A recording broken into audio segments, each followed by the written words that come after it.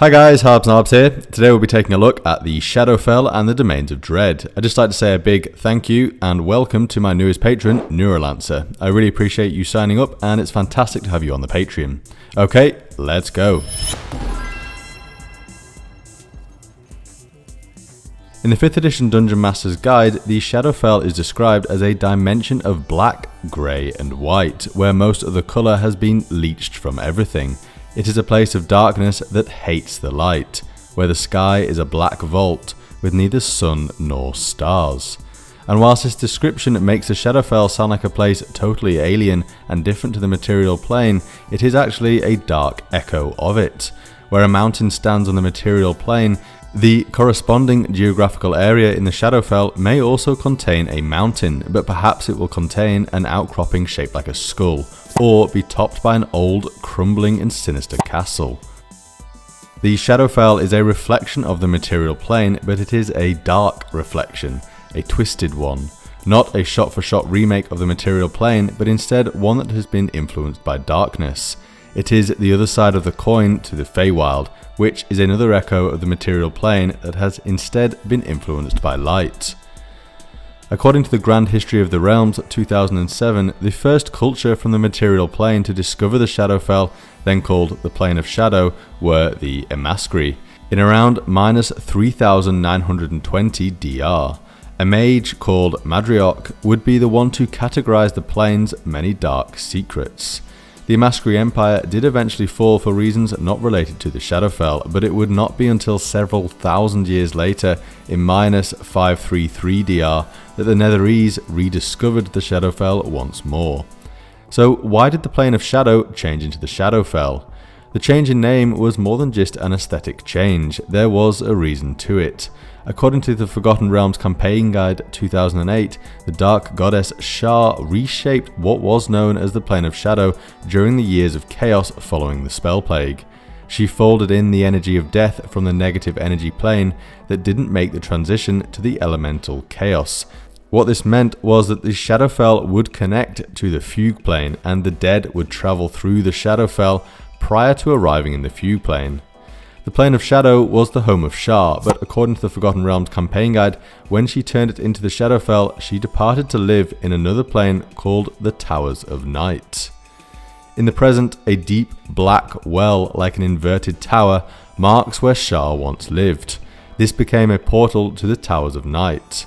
Stories of the area suggest that only Shar's faithful can visit the place, and apparently the very secrets of creation and unmaking can be learned within Shar's former home, now known as the Foundation of Loss. However, this was all in 4th edition, which saw a pretty big reset during the Second Sundering in 5th edition. So how does one reach the Shadowfell from the material plane? Shadow crossings usually form in gloomy places where spirits or the stench of death lingers, such as battlefields, graveyards and tombs. They manifest only in darkness, closing as soon as they feel the light. Not everyone who travelled to the Shadowfell was evil or curious about the realm. Some did use it as a means to travel to other parts of the Prime, or even other worlds. In the 3.5 edition Player's Handbook, the spell Shadow Walk can be used, by which you will travel to the Plane of Shadow, upon which travellers can move at 50 miles per hour relative to the material plane. Thus, when you step back to the material plane, you would have travelled a great distance otherwise impossible on the material plane. Those that did wish to travel to the Shadowfell for reasons outside Shar reverence could find a number of cities upon the plane. One of these cities is Evernight, the dark reflection of the city of Neverwinter.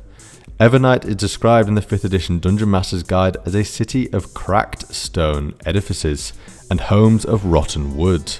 Its roads are made mostly of trampled grave dust, and its few cobbled streets are missing enough stones that they appear pockmarked. The sky is corpse grey, and the breeze blows cold and humid, bringing a chill to the skin. The city's living residents include mad necromancers, corrupt purveyors of human flesh, worshippers of evil deities, and others who are able to make themselves useful and crazy enough to want to live there. According to the 4th edition Neverwinter campaign setting, visitors to Evernight see a nightmarish mockery of civilized life.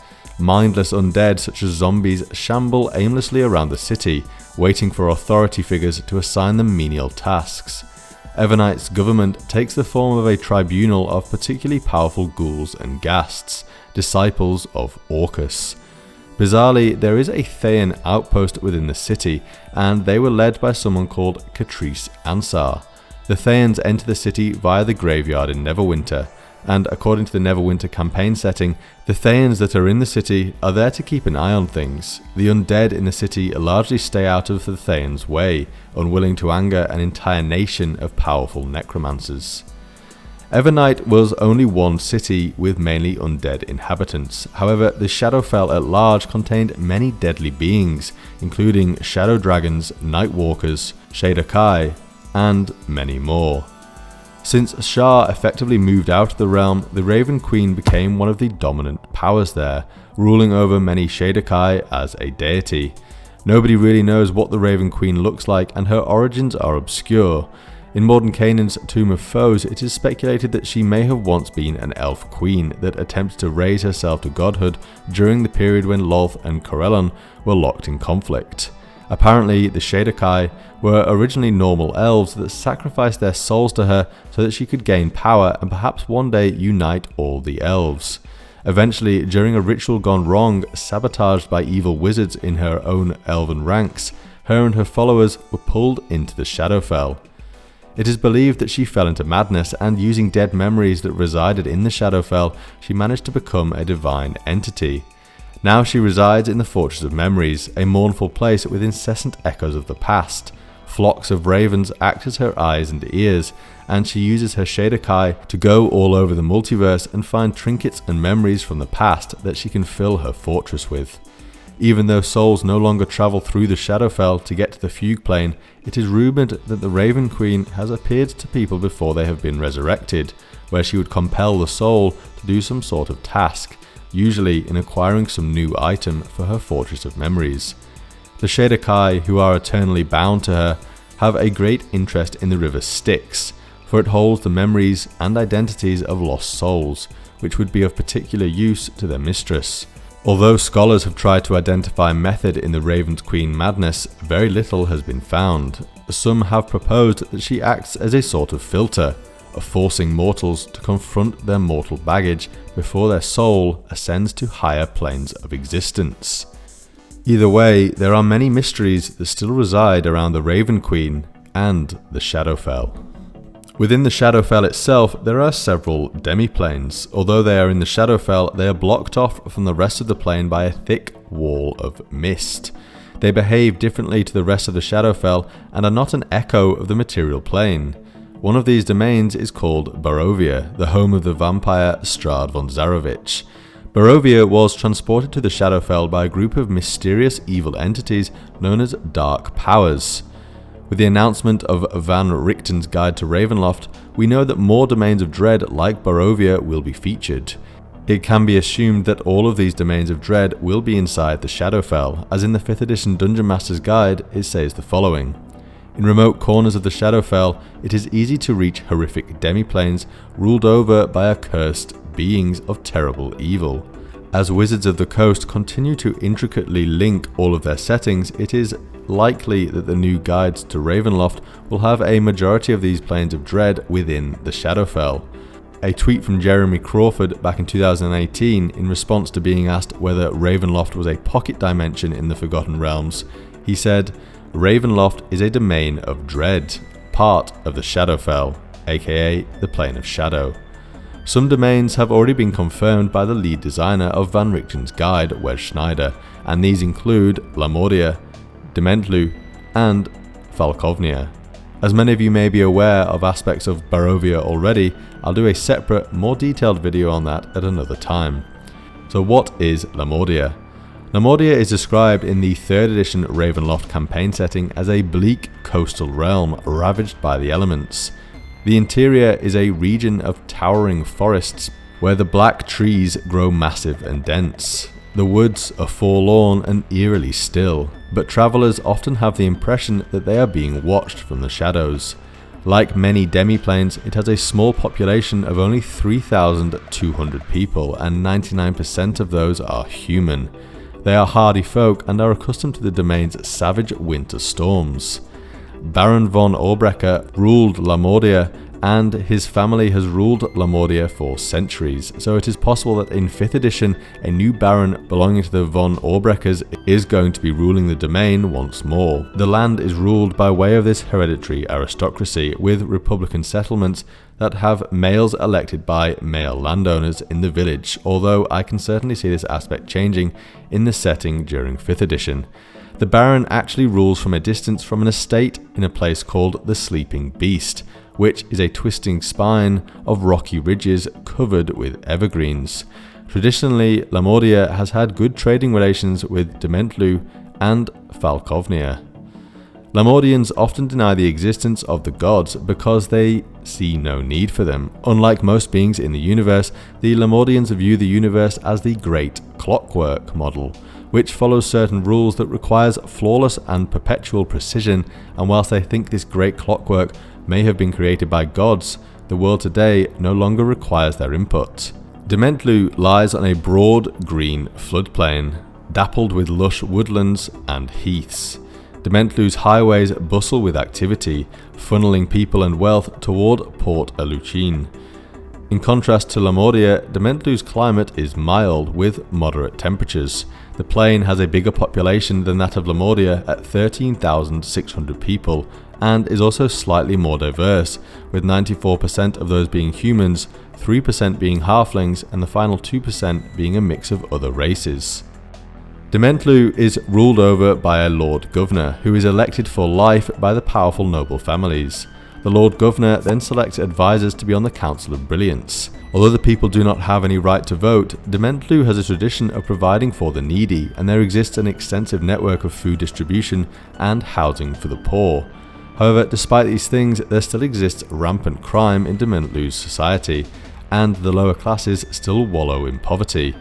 Although Dementlu is small, scientists of the realm have developed numerous coveted technologies, introducing other lands to such wonders like the magnetic compass, optics, explosives, and miniaturized clockworks. They have defensive pacts with the realms of Borka, Mordant, and Richmulot against the final demiplane I'd like to talk about, Falkovnia. Falkovnia is described as a sinister realm crushed by the iron fist of tyranny. It is a region of rolling lowlands swathed in dark forests. The woods are wild, shadowy places filled with vicious predators and unspeakable horrors. The towering trees of Falkovnia have bark so dark it is nearly black. Falkovnian legend says that a tree dies for every person executed by the realm's merciless ruler, a mercenary king called Vlad Drakov. Apparently, Drakov oppresses his people purely for the sake of it, without any real purpose. A restless and bloodthirsty warrior, Drakov is widely known to be a sadist and is said to demand a nightly execution by impalement to accompany his evening meal. There is no aristocracy in Falkovnia. It is a pure military state. Military tribunals conduct all trials, and justice is usually swift and harsh, in public displays of torture and execution. After Drakov himself, the people fear the king's shock troops, a group called the Talons, that are themselves cruel sadists and fanatically loyal to their king.